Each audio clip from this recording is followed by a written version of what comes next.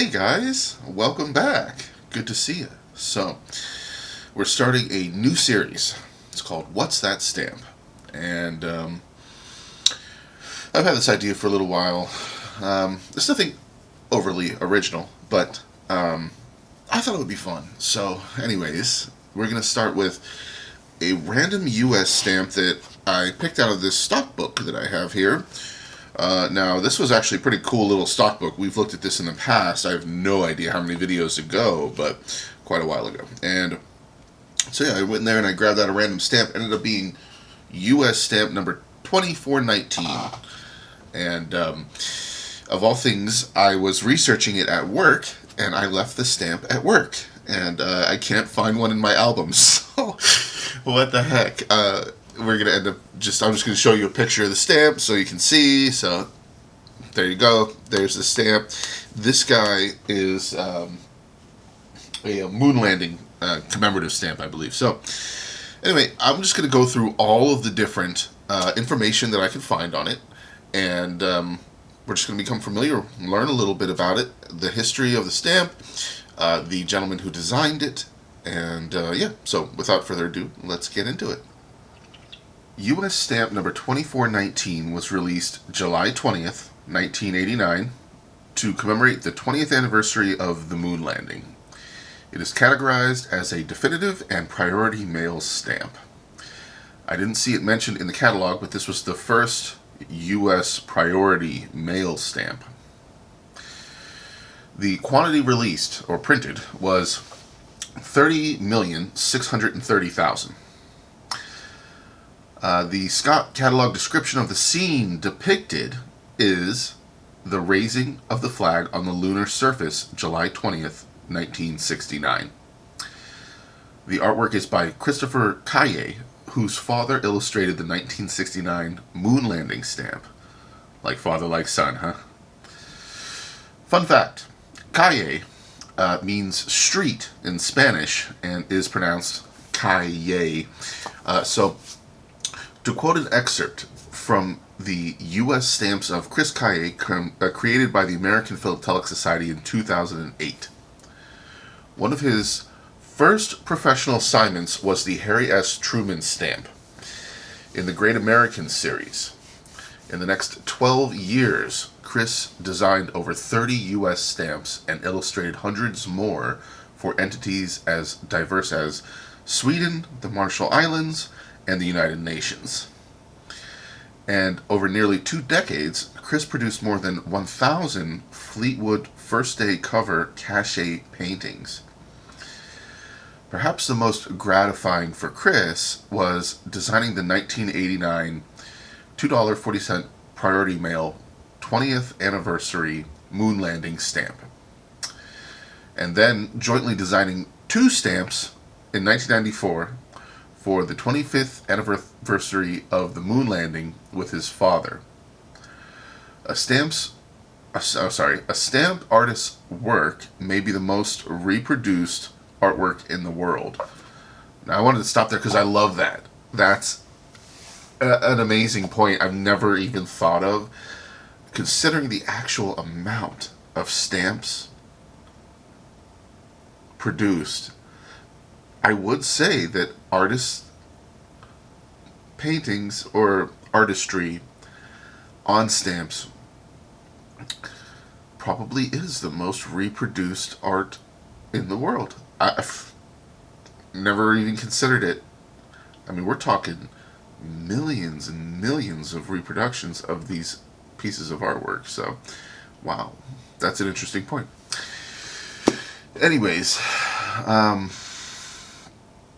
more than 150 million 1969 First Man on the Moon airmail stamps were printed. And there were 500 million stamps printed with the design of Chris's 10-cent eagle and shield definitives in 1991 and 93. Yes, so we had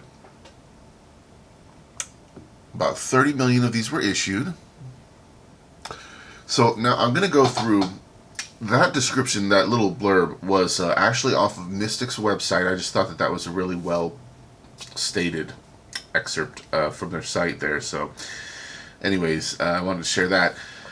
Now we're going to run through some information that I found on the stamp, I believe in the Scott catalog. So let's take a look. As we run through just the basics, okay, it has a face value of $2.40. So a postal use value, $2.40. It's a tag stamp. Okay, those of you familiar, then you already know it is tagged, which means it glows green under ultraviolet light, which is an added security feature on some stamps to help deter fraudulent activity like forging reproductions. Okay, tagging is also in part used for the automated mail processing. You know, that's something that I've never thought of personally. I literally just thought it was a security feature, but yeah, okay. So we're saying that there's some uses for it for automated mail processing. I could totally see that. Let's see, this specific stamp. It is perforated 11 by 11 and a half, which means the horizontal perfs are 11, and 11 and a half would be the vertical perfs. One moment.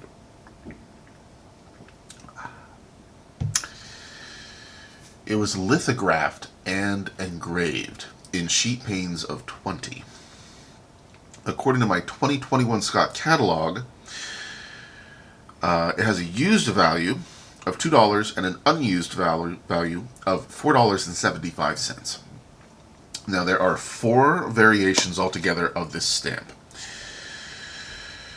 2419A has the black engraving omitted. 2419B is an imperfect pair. C has black lithography omitted, and D has tagging omitted. So there's a bunch of omissions of different features of the stamp, which create the different variations, right? Now, moving on.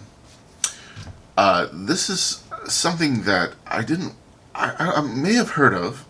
I can't remember, frankly, but I never really paid a whole lot of attention to thinking about this point. It says the first day city was Washington, D.C. I don't know, that's just a phrase that I didn't really think of a whole lot. Now, I am not a big FDC first day cover lover. As we all know, they are just kind of overabundant, and they're not very valuable, but while some are, large majority are $1 a cover. And that's kind of the standard, at least in my mind, after years. That's kind of where I ended up. Usually, if you got a first day cover, it's probably worth about $1. And that's probably it. Some are worth $3, some are worth $5, some are worth more, but about $1. And so I don't collect them anymore. For a while, I had bought collections and accrued a large amount of first day covers, more than I ever wanted. So I gave up on them, sold them off. I probably still have a bunch somewhere, but that's not really one of my collecting preferences. So, you know, if you were a first day cover collector and that was, you know, your area of expertise or your passion or interest, then you'd probably be familiar with this and thinking about it more. But yeah, what city did it get released in? The first day city. I just found that an interesting notion of just something I haven't thought of much. So people may collect even specifically first day covers released in certain first day cities. That may be. I'm sure that's a thing, come to think of it. Anyways, moving on. Okay. In philately, a first day city is the city or town designated by the postal authority as the official location where a new stamp issue is first released for sale and postmarked on its first day of issue. Hence the name, right? First day cover. The designation is usually given to a city that has a special connection to the subject of the stamp. I have a quote here from the Mystic website, once again, about why this stamp was issued. This was the first stamp issued to pay the priority mail rate. It covered the rate of $2.40 for items weighing between 12 ounces and 2 pounds. It guaranteed 2-day delivery between major markets and 3-day delivery elsewhere. The stamp was also valid for all categories of postage. Now, the stamp also exists, as one final note, it also exists with a gray background, which is from chemical washing of the blue plates. Now, I found that interesting, and I had to think about it. So that means that there must have been, when they're creating the stamp, a blue plate that I guess just puts on the blue ink. And I'm imagining it getting gummed up and them having to wash it. And after they wash it, they put it back into use. And whatever chemical they used had an adverse effect on the color of the stamp. So they didn't actually mark this. Let me double check again. Yeah, they didn't list this in the Scott catalog as a variation, but they did have a note about it. So I guess they decided that it didn't merit having its own variation documented and put into the catalog. I don't know,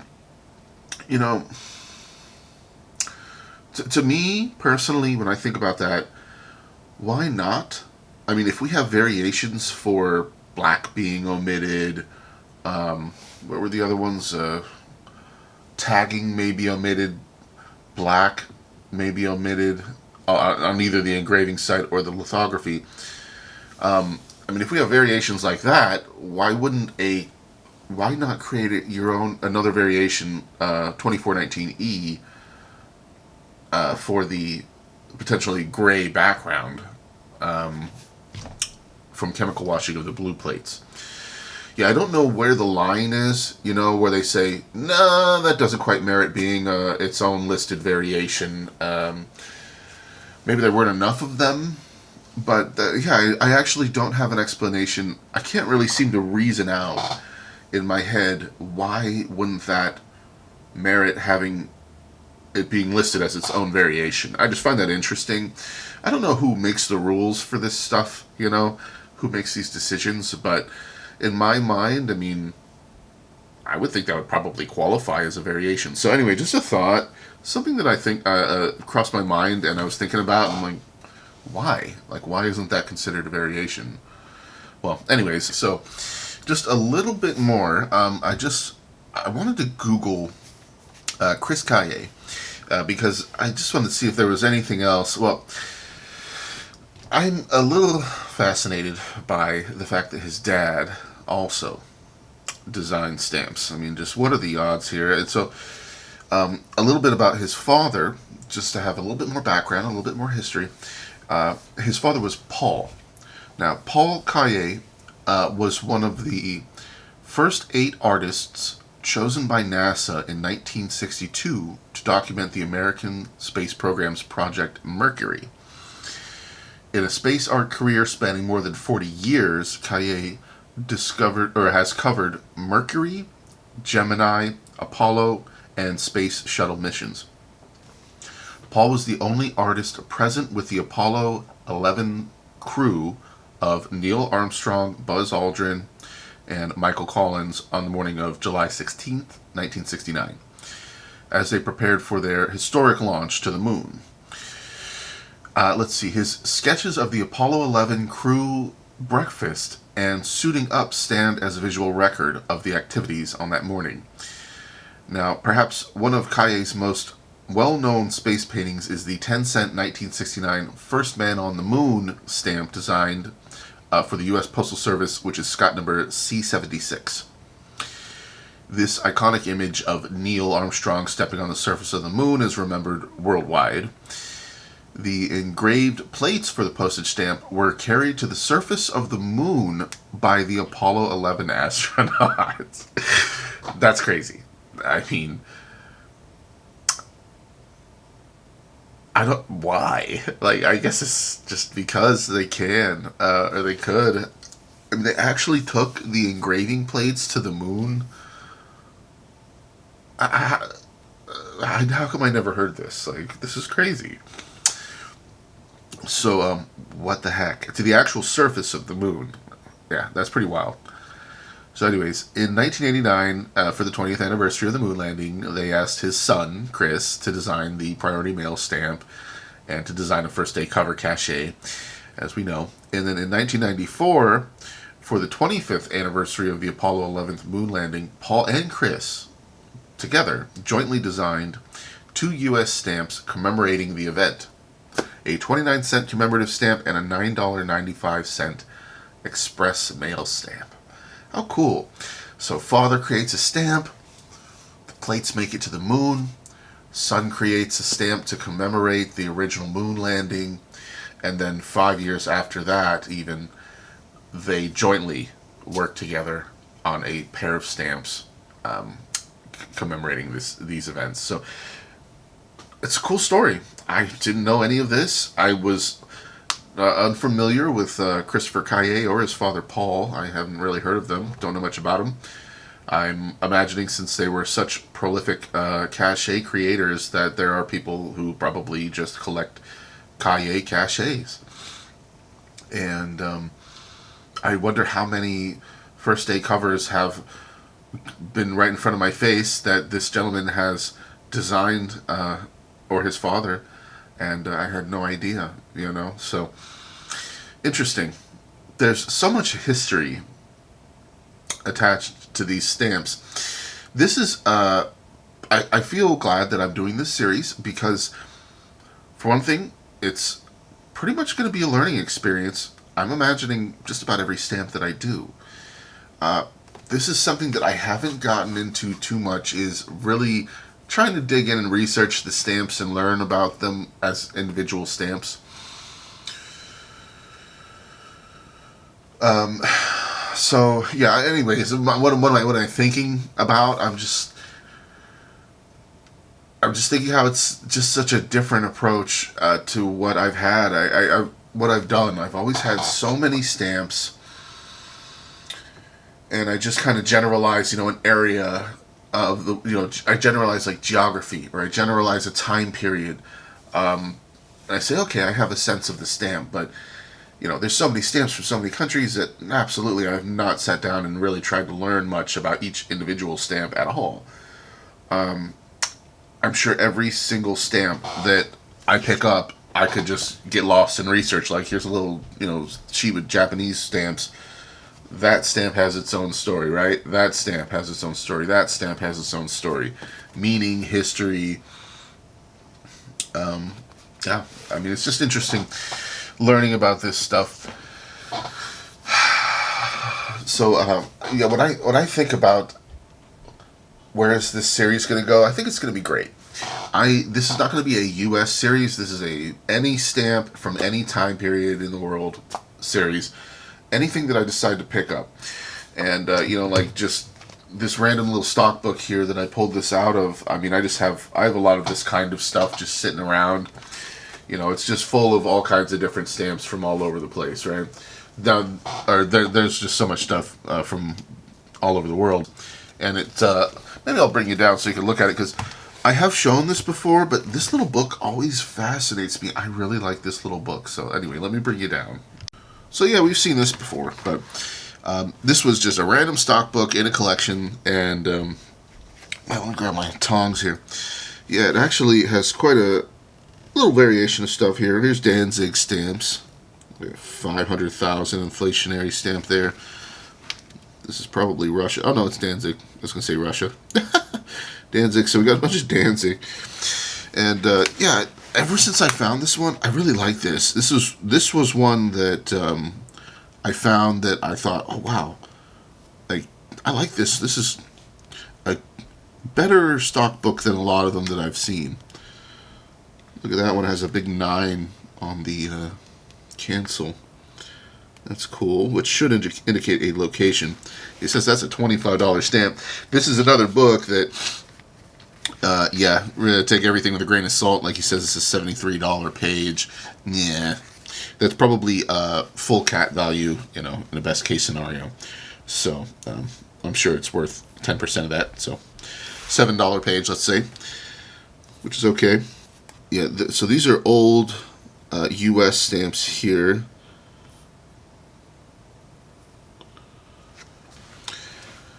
Looking at this stuff, it's funny. It's funny how life works out. What I'm thinking about is that I've actually liked stamps since I was a kid, and I never ever would have thought it would spiral into me becoming practically obsessed with them for a few years there. I've clearly slowed down. I'm sure you can tell by the space in between my videos increasing. I mean, I'm just kind of doing less stamp stuff these days, but I still love it. It still has a place in my heart. And like I've said, I don't really plan on going anywhere. I'm not going to stop making videos. Kyle Stamps should live on for a while here. But yeah, anyways, I go through phases. That's something I've learned about myself in life in general. I go through phases. Try to recenter my focus here. There we go. So, I went stamp crazy for like 3 or 4 years, and then I'm kind of slowing down, and that's okay. We're all individuals. We all have our own lives to live, and I guess I'm in a bit of a slowing down phase, which is fine. But my point is, this is nothing new. I've kind of been like this. When I was a kid, I'm gonna say maybe 12, something like that. I went through a stamp collecting phase. I just got really into it. I found it fascinating. And I just had a little deja vu as I looked through this. It just reminded me of being a young kid and just being absolutely, utterly fascinated by all of this. I thought it was so interesting. And I felt that way for not too long, like maybe a month or two.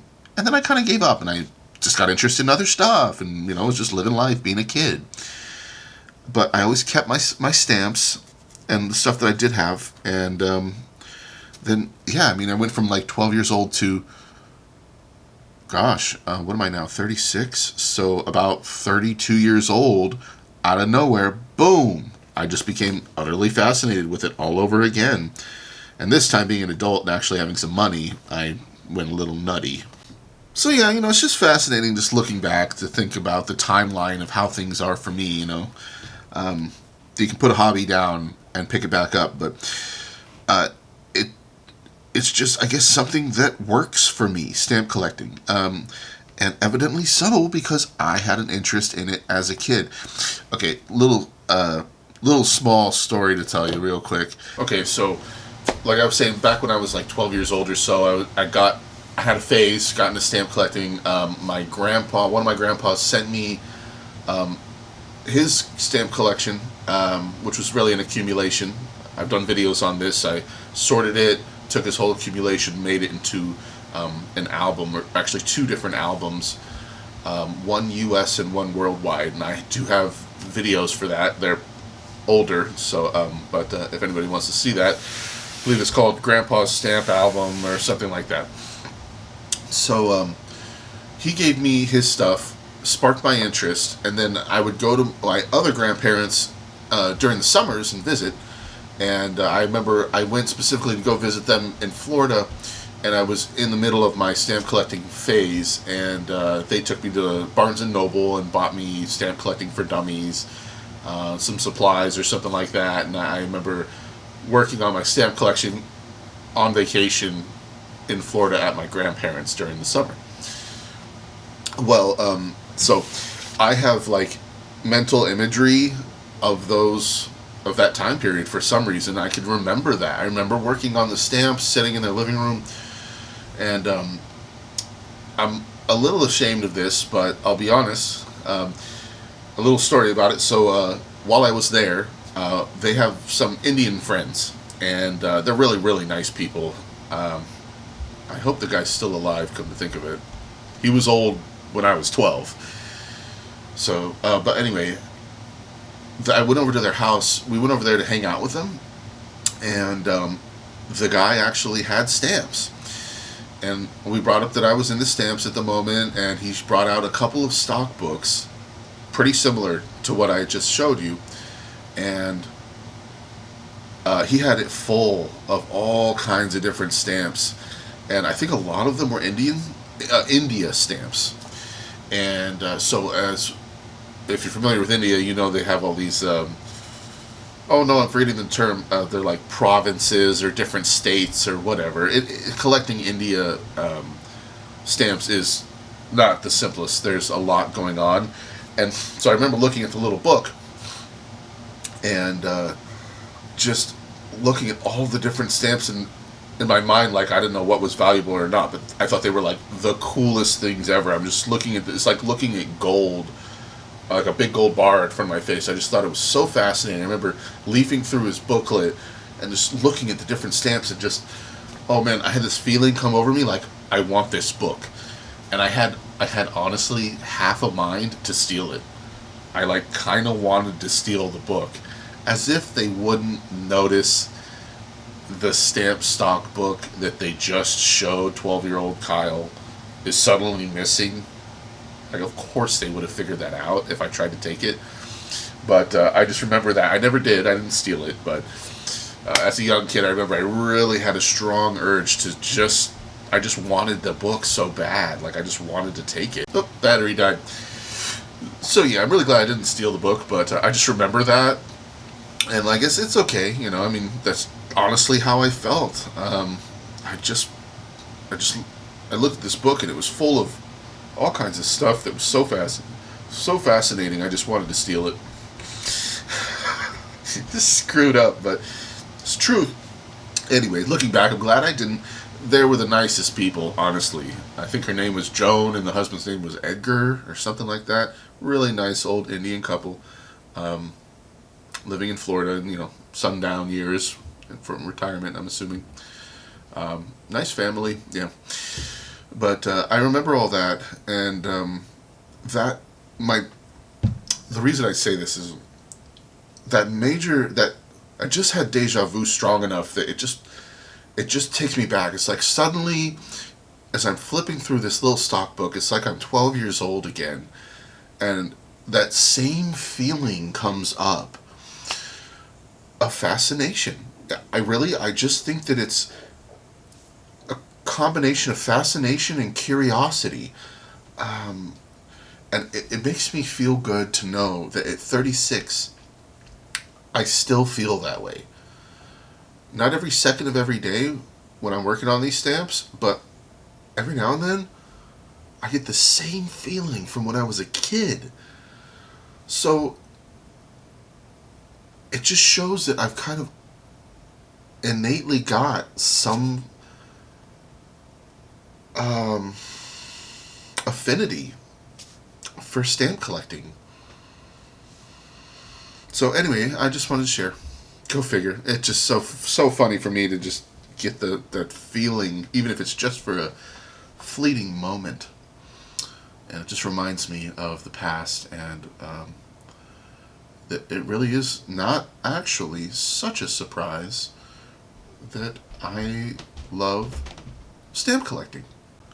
So anyways, this one has a pretty good array of different stamps, but I think what I liked the most was when I hit the back of book of this little stock book here. This I still find fascinating. Oh my gosh, that's right. Oh my gosh. Is this a Confederate stamp? Is this Confederate? Oh my god. So he says $5,000.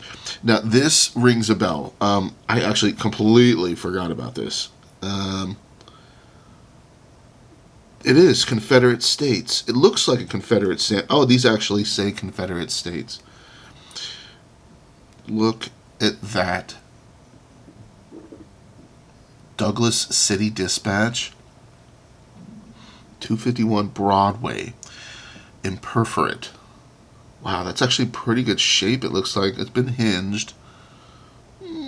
Okay, there's a big old, I think it's a giant thin. I think this entire area there is a thin.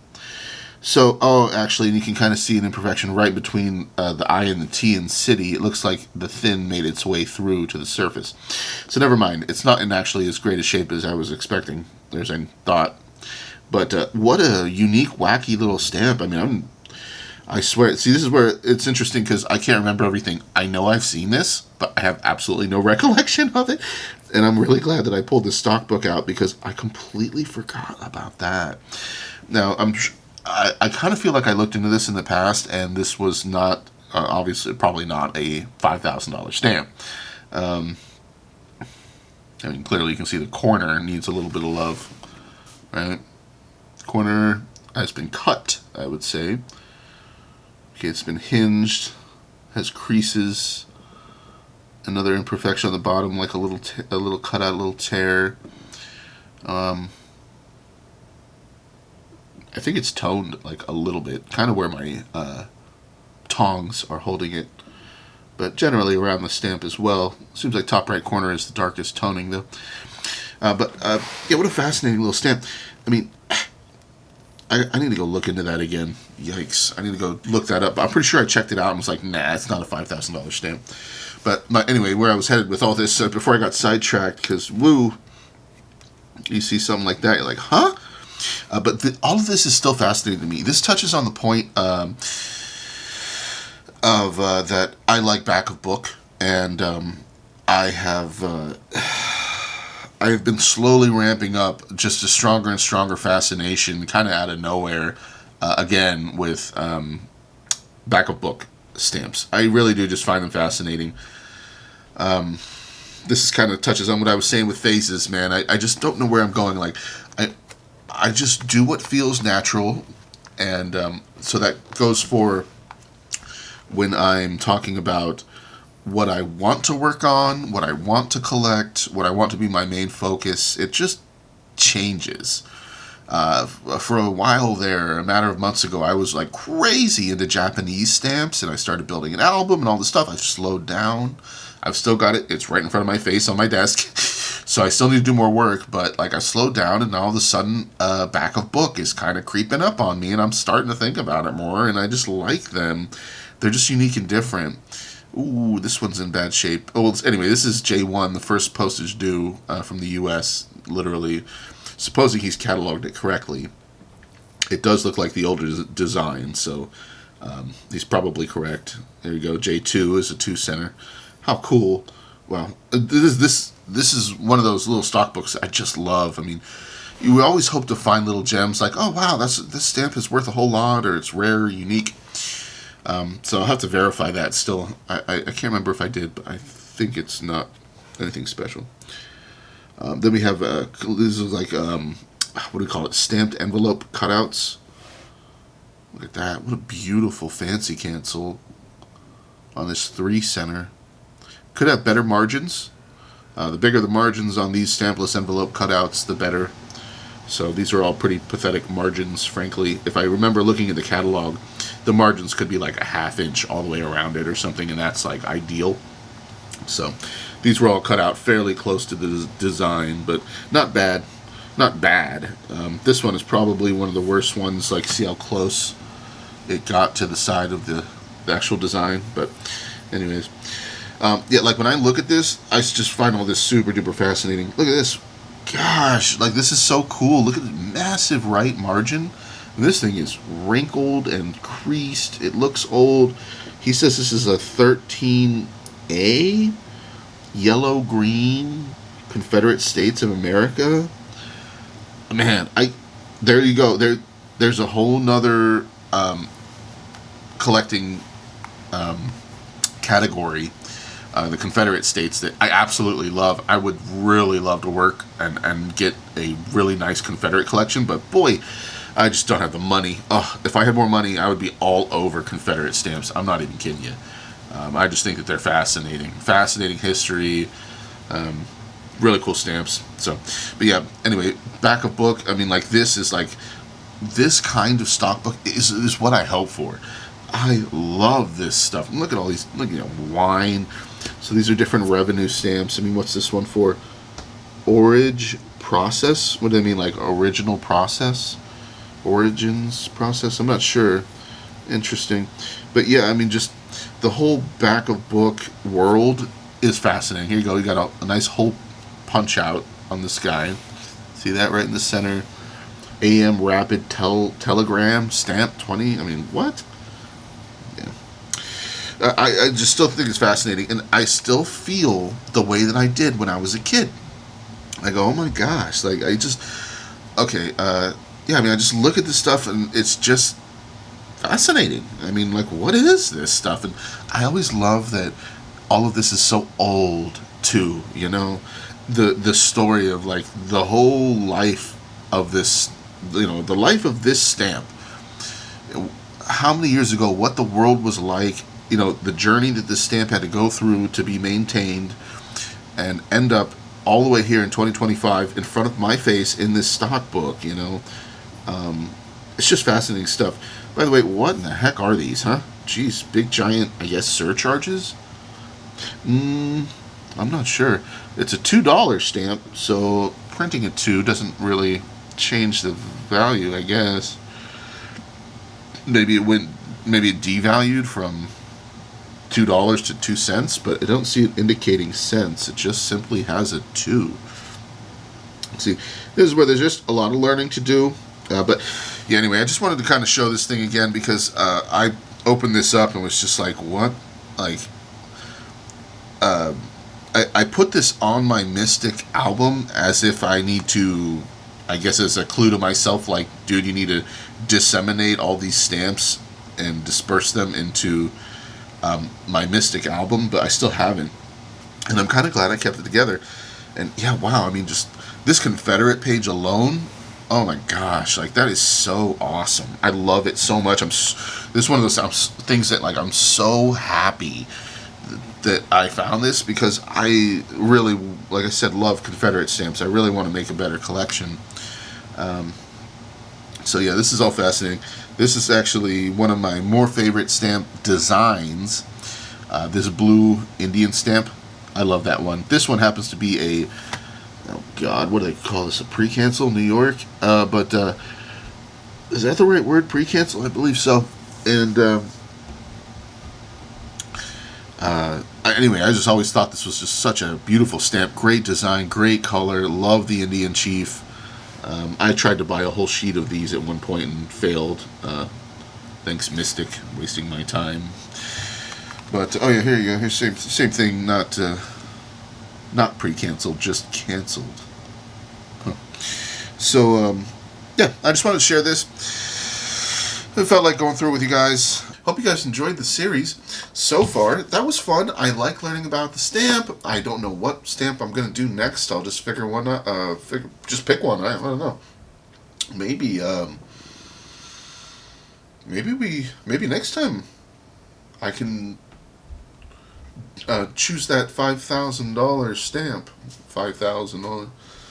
But that's actually not a bad idea. Maybe next time I'm gonna try to identify that stamp. See if I can identify it with confidence. We'll determine whether or not it's really a valuable stamp or not.